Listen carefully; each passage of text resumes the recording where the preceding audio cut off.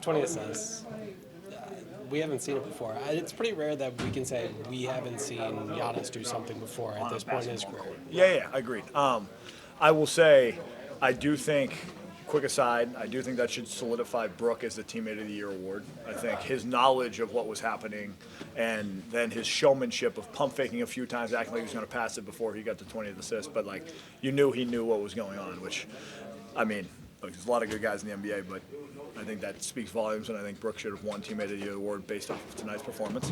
And I mean, like you said, there's not a whole lot of things on the basketball court that you can say Giannis has never done before.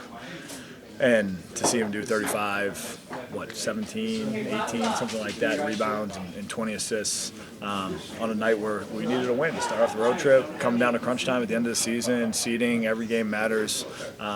He showed out like he always does. He delivered like he always does for himself, for his teammates, for the city of Milwaukee, and to be his teammate over the last 7 years and to see all these different milestones that he's been able to achieve, and this being just another one of those crazy, seems almost normal, which is ridiculous type of statistical nights.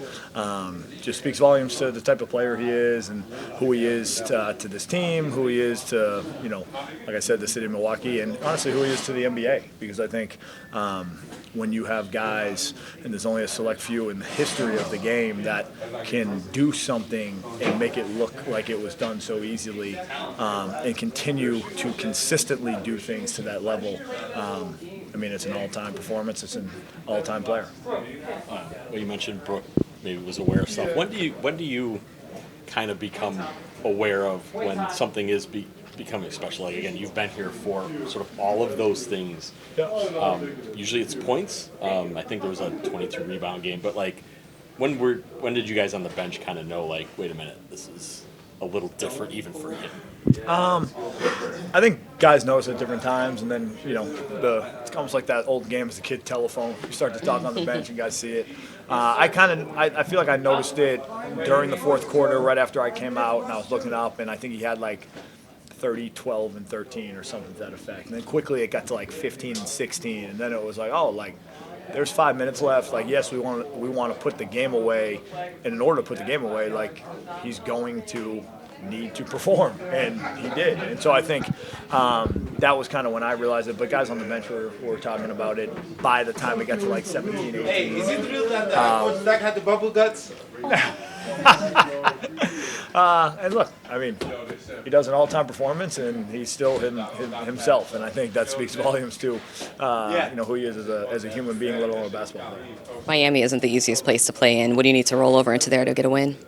I think we need to just continue to focus on us, focus on what we need to do. I think that served us well in the past, and I think, as we continue to grow as a team, which I know probably sounds weird to say for some people, considering there's only a handful of games left, but having that mentality of continuing to get better and doing it with the things that we need to focus on, making sure we are in the right spots. I think it makes Giannis's life easier. When Dame's back, it'll make Dame's life easier, and just some of those things may seem like little things, but the little things are big things. The details are big things, and I think for us, a lot of the four guys who have been here and a lot of the guys who are new are starting to see that more and more.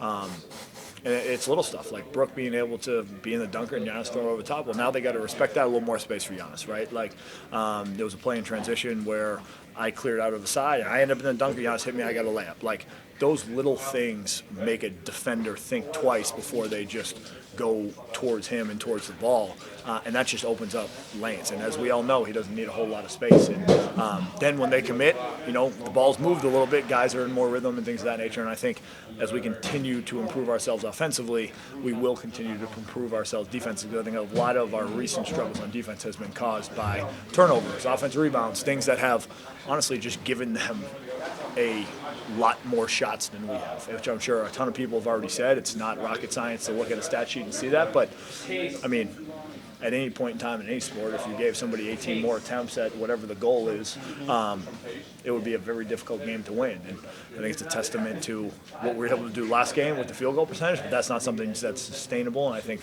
we're continuing to learn how to play off of each other very well on the offensive end. That will help all things.